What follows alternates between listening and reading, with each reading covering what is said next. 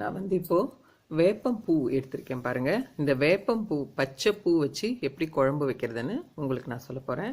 இந்த மாதிரி பச்சை பூ பறித்து வச்சுக்கோங்க, அழகாக பறித்து இந்த மாதிரி ஒரு கப்பில் எடுத்து வச்சுக்கோங்க. ஒரு அரை கப் இருந்தால் கூட போதும் நம்மளுக்கு.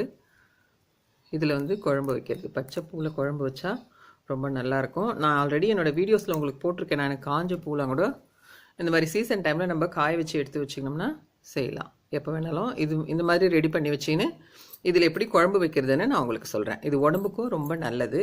இப்போது இந்த சீசனில் நிறைய கிடைக்கும். நீங்கள் இந்த மாதிரி ட்ரை பண்ணி பாருங்கள். நான் இது எப்படி குழம்பு வைக்கிறதுன்னு சொல்கிறேன். வேப்பம்பூ பச்சை பூ, அதாவது ஃப்ரெஷ் பூவில் குழம்பு வைக்க போகிறேன். நான் வந்து இந்த வேப்பம்பூ ஒரு கப் அளவு இது பாருங்கள் எடுத்து வச்சுக்கினேன். ஒரு கடாய் வச்சுருக்கேன். கடாயில் எண்ணெய் விட்டுருக்கேன். இது வந்து அந்த காரக்குழம்பு மாதிரி தான் செய்ய போகிறேன். நான் வந்து வேர்க்கடலை எண்ணெய் விட்டுருக்கேன். எண்ணெய் காஞ்சதும் நார்மலாக நம்ம எப்படி குழம்பு வைப்போமோ அதே மாதிரி தான் கடுகு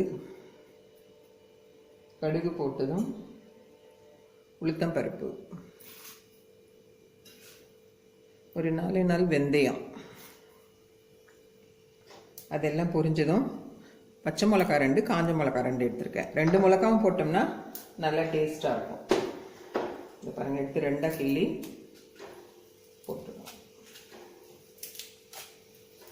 இந்த பச்சை மிளகா கூட அப்படி கையிலே இப்படி கிள்ளி போட்டுருங்க.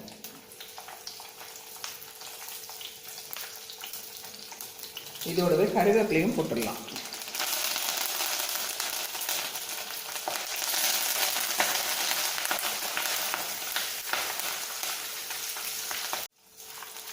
இது நல்லா வறுப்பட்டுடுச்சு. இப்போ வந்து சின்ன வெங்காயம் கட் பண்ணி வச்சுருக்கேன். சின்ன வெங்காயம், பூண்டு, இது ரெண்டும் நல்லா வதக்கணும். இது நல்லா வதங்கினா தான் அந்த காரக்குழம்பு வந்து ரொம்ப நல்லா டேஸ்ட்டாக இருக்கும். பூண்டும் வெங்காயமும் நல்லா வதங்கிடணும். நான் வந்து புளி எடுத்து வச்சுருக்கேன், கரைச்சி வச்சுருக்கேன். நல்லா 2 லெமன் சைஸ் அளவு புளி, நல்லா புளிப்பாக இருக்கணும் அந்த குழம்புக்கு. புளிப்பு காரம் இது சேர்த்தா தான் நம்ம அந்த வேப்பம் பூவில் இருக்கிற கசப்பு வந்து அவ்வளோவா தெரியாது நம்மளுக்கு. அதுக்காக வெல்லம், கருப்பட்டி வெல்லம் கொஞ்சம் எடுத்து வச்சுருக்கேன். நான் கடைசி டைமில் போட்டோம். அது இது நல்லா வதங்கின அப்புறம் நம்ம வேப்பம்பூ போட்டுட்டு மிளகாத்தூள், மஞ்சள்தூள், தனியாத்தூள் இதெல்லாம் போட்டு புளி கரைச்சல் விட்டுடலாம். இந்த பூண்டு வெங்காயமும் நல்லா வதங்கணும். நல்லா வதங்கிடுச்சு பாருங்கள். இப்போ வந்து நம்ம இந்த வேப்பம்பூ ஃப்ரெஷ்ஷாக எடுத்து வச்சுருக்கோம் இல்லைங்களா, அதுவும் இதில் போட்டுக்கலாம். இதில் போட்டு லேசாக அப்படி வதக்கிடுங்க.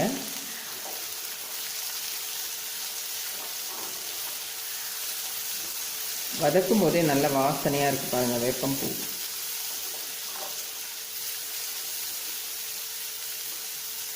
வதக்கிட்டு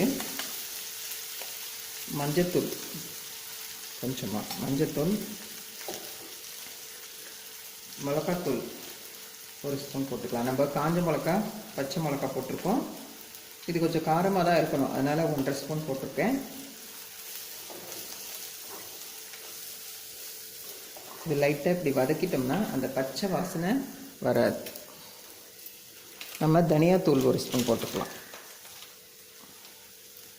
தனியாத்தூள் 1 ஸ்பூன் போட்டு இதை நல்லா வதக்கிடணும். வதக்கிட்டு புளி கரைச்சல் வச்சுருக்கோம் இல்லைங்களா, இந்த புளி கரைச்சல் எடுத்து இதில் விட்டுடணும். நல்லா திக்காக கரைச்சி வச்சுருக்கேன் நான். நல்லா புளிப்பாக இருக்கும். அப்படியே நல்லா கொதிக்கணும். கொதிச்சுட்டு இறக்கிறதுக்கு கொஞ்சம் முன்னாடி இந்த வெல்லத்தை போட்டு கொஞ்சம் கொதிக்க வச்சு இறக்கிடணும். இந்த குழம்புக்கு தேவையான அளவு உப்பு போட்டுடணும். உப்பு போட்டுட்டு நல்லா கொதிக்கணும். கொதிச்சாதான் நம்மளுக்கு அந்த புளிப்பு, உப்பு, காரம், அந்த வேப்பம்பூவோட கசப்பு, ஒரு சிறுசாக கசப்பாக இருக்கும். அது மைல்டாக தான் இருக்கும் கசப்பு. அது எல்லாம் ஒன்று சேர்ந்துச்சுன்னா ரொம்ப நல்லா டேஸ்ட் ஆகிடும். இது கொஞ்சம் கொதி வந்தப்புறம் போட்டுக்கலாம், இல்லை இப்போ கூட போடலாம். ஒரு வழி எல்லாம் ஒன்றா கொதிச்சிடும். நல்லா அது ஒரு பெரிய சைஸில் போட்டிருக்கேன். நார்மலாக காரக்குழம்பு வச்சா இதில் பாதி தான் போடுவேன் நான். இன்றைக்கி வந்து கொஞ்சம் பெரிய சைஸில் அதையும் இதிலே போட்டுட்டோம்னா நல்லா கொதிச்சிடும். வேப்பம்பூவில் காரக்குழம்பு ரெடி ஆயிடுச்சு பாருங்கள். நீங்களும் இந்த மாதிரி ட்ரை பண்ணுங்கள். இது போல் ட்ரை பண்ணி சாப்பிட்டோம்னா நம்மளுக்கு அந்த கசப்பே தெரியாது. நம்ம நல்லா நிறைய புளிப்பு, காரம், உப்பு, அப்புறம் இனிப்புக்காக வெல்லம் அதெல்லாம் போட்டிருக்கோம் இல்லைங்களா, அதெல்லாம் போட்டதால் ரொம்ப நல்லா டேஸ்ட்டாக இருக்கும். பூண்டு வெங்காயமும் நல்லா வதக்கிட்டு செஞ்சோம்னா இந்த பாத்திரத்திலே இருந்தால் நாளைக்கு சாப்பிட்டா கூட நல்லாயிருக்கும். இன்றைக்கி சாப்பிட்றத விட நாளைக்கு சாப்பிட்டா இன்னும் நல்லா டேஸ்ட்டாக இருக்கும். ஃப்ரிட்ஜில் வைக்கவே தேவையில்லை, ரொம்ப நல்லா டேஸ்ட்டாக இருக்கும். கட்டி ஆகிடுச்சு பாருங்கள், இந்த அளவு திக்கான போதும். நீங்களும் இதே மாதிரி ட்ரை பண்ணி பாருங்கள். வேப்பம் பூவில், ஃப்ரெஷ் பூவில் காரக்குழம்பு.